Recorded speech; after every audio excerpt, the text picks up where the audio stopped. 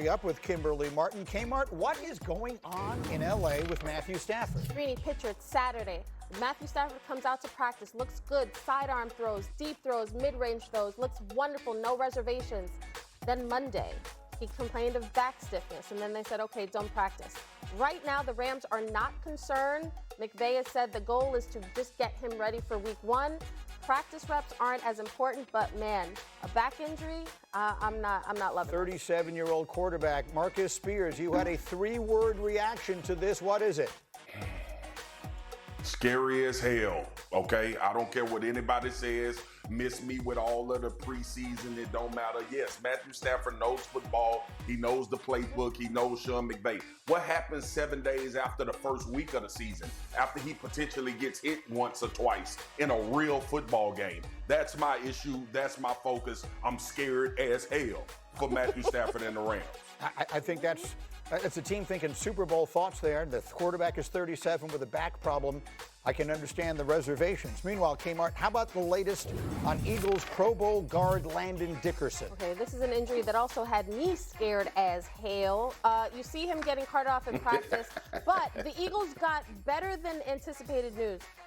He'll undergo a minor procedure on his meniscus. That's good, right? Considering what we thought. Yeah. But the hope is that he is ready for week 1. Still, we're only a couple weeks out from week 1, guys. Yeah. So this bears monitoring as well. Their first game is 3 weeks from Thursday night against the Cowboys. And to your point, I think this was the best news they could have hoped for, considering where everything went. And then we'll stay in the division. We'll go to those Cowboys.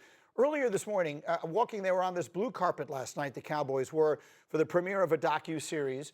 And Jerry Jones was asked a lot of questions, and we talked a lot about Micah Parsons. But then he was asked about the Cowboys' impact on pop culture and his role in that, and his response was fascinating. I do believe if we're not being looked at, then I'll do my part to get us looked at.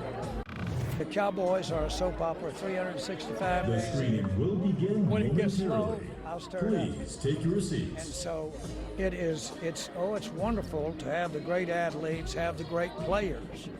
But there's something more there. There's sizzle, there's emotion. And if you will, there's controversy. That controversy is good stuff in terms of keeping and having people's attention. No.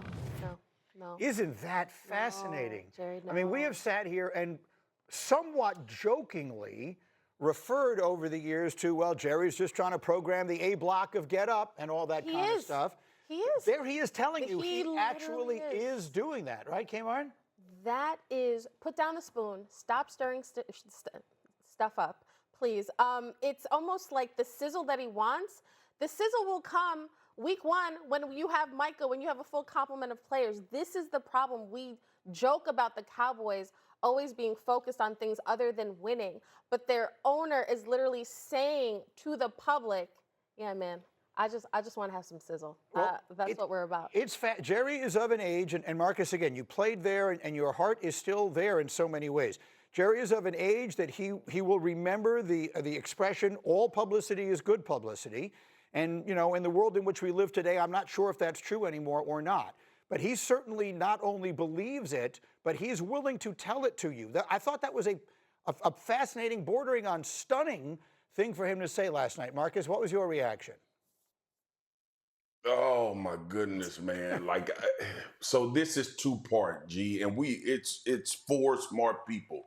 We understand what you need to bring to an organization and a franchise. We understand that Jerry is one of the greatest marketers in sports history when it comes to getting the Cowboys out there, the star, everybody. I played there. I understand what it means to him for this team to be at the center of attention and at the heart of what the NFL is. And he's absolutely accomplished that. My one issue is this with what he said. Why controversy? Because the controversy lends itself to what's going on with Micah Parsons. It lends itself to what was going on with CeeDee Lamb. It lends itself to what's going on with Dak Prescott. See, there's a section of people that follow the Cowboys that actually want to see them win a Super Bowl. There's a section of this fan base that is not going to be happy, regardless of how much attention the Cowboys get, as they'll trade that for hoisting the Lombardi Trophy. And I've been saying it for years, G, and you know it because I've said on your show, I've said on Countdown, and I've said it time and time again. And this is where that sentiment comes from when he says create controversy. That is why I say Jerry is not trying to win a Super Bowl.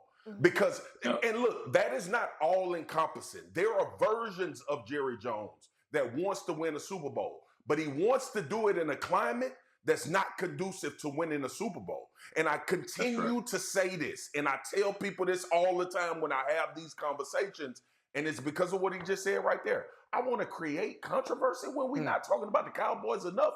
Well, that controversy is directly tied to the players that play for the team. Because I don't know any other controversy that's being stirred up over the last 3 years other than that contract, CD contract. Well, let's go back to Zeke Elliott contract. And now we hear at Michael Parsons contract.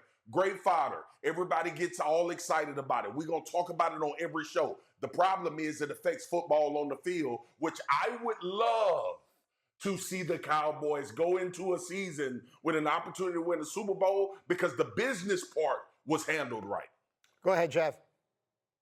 Yeah, I think to Swagu's point and Kmart's point, Greeny, is if the owner is more worried about controversy than wins, what do you think the players are going to be more concerned with? Right? Now they're worried about creating controversy of their own. Somebody's going to talk about somebody, get that thing stirred up. They're going to be worried more about their money than about win. All the different things that translates, because when the actual owner of the team tells you it's more about publicity than about wins, you got the cart before the horse, man. Everybody talks about limiting distractions. You have an owner talking about creating distractions that take away from wins. You want to know why you can't get over the hump? That's a great reason why. And it's really tough to get that culture out of your building. I feel sorry for the staff who has to battle it each and every day. It's a fascinating thing for a person to say. We have to leave it here for the moment, but we will come back and talk more about this a little later. And you think about the way the Patriots operated when they were winning. It almost felt like Bill Belichick would have been much happier if no one was even watching them play. For sure. Right? Like Bill would have loved to have just played and no one paid any attention to it. That's, that wins you all those Super Bowls. This is something else entirely. We'll come back to it, I promise. But college football is right around the corner, people, and I know that because the preseason top 25 was released by the Associated Press yesterday. And in the second closest margin ever for the number one position, it is Texas on top. For the first time in school history, is 5 votes ahead of Penn State, who slides in at number 2. And so Heather and Paul join us as they always do. Sir Paul Feinbaum, what was your biggest takeaway from the reveal of the preseason rankings yesterday? Don't be too shocked by this, Greeny, but Ohio State is too high. And Heather, calm down. Alabama is too low. I really think Alabama is a serious national championship contender. And I don't get Ohio State at all, Greeny. I know they won the national championship last year. That has nothing to do with it. They don't have the same team, and that national championship hangover is going to get to them. So we'll take care of it. We'll see that in about 2.5 weeks when Texas gets up there and walks out of that stadium a winner. That will be it's obviously an incredible opening weekend game. Heather, what do you think? He says Ohio State too high, Bama too low. What do you think? He's right that Ohio State has a lot of questions and they're too high. Alabama too low, the same Alabama that lost to Vanderbilt and Oklahoma and has a new starting quarterback. See, I would argue they're a little bit too high. This is going to be settled on the field, but Paul, what about LSU and Brian Kelly and Garrett Nussmeier? This is the best team he's ever had. There's no reason for LSU not to contend for the SEC in the national title. All right, so Heather, with that said, what was your number one takeaway from the first top 25? Number one takeaway was number one. Sorry, Paul, but it should be Penn State, not Texas, which is going to lose at Ohio State in the season opener. Penn State has the best team James Franklin has had. Personnel-wise, he will tell you that. That means his coaching staff and his players. 2 of the top coordinators in the country, and Andy Kotelnicki on offense, Jim Knowles on defense.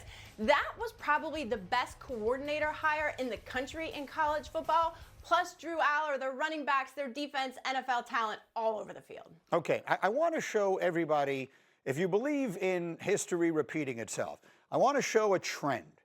This is the third straight season that the highest ranked team in the Big Ten is the number 2 overall team in the preseason AP poll. Let me show you here, because that might actually be good news for Penn State. Look what happened. Michigan was number 2 in the preseason AP poll a couple of years ago, and they won the national title. Ohio State was number 2 in the preseason AP poll last year. They won the national title. So does history repeat itself, Paul?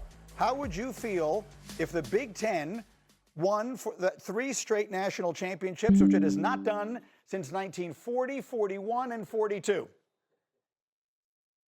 Well, I'm trying to get my foot out of my mouth, Greeny, because I've had a few comments about that. I don't think it's going to happen, but I understand your trend, and I would agree with Heather. I know Sligo said a minute ago he's going to counseling. Heather and I are currently in counseling after this preseason squabble that we continue to have. Penn State is excellent. You can't look at Penn State and not agree, but there's just still something about Penn State. And I'm not going to harp on James Franklin anymore. I think he's a very good coach. I just don't think he's a national championship coach, and I don't think he has the it factor that the last 2 guys have been able to do. And I'm talking about Harbaugh and Ryan Day. Again, it was 1940 through 1942, the last time the Big Ten won 3 straight national titles. Heather, should fans of Paul's beloved SEC be concerned that history could repeat itself this year? Yes, they should be concerned. And that's simply because there are teams in the Big Ten and the ACC that are good enough to win the national title here. It is harder to stockpile NFL talent no matter what name is on the back of your jersey or the front of your jersey, okay? It's more difficult. You've got Penn State, you've got Clemson. Ohio State could win the whole thing. We're not even talking about Oregon. I mean, Miami is a top 10 team. They've got Carson Beck. If their defense is better, they can contend for it. There's just more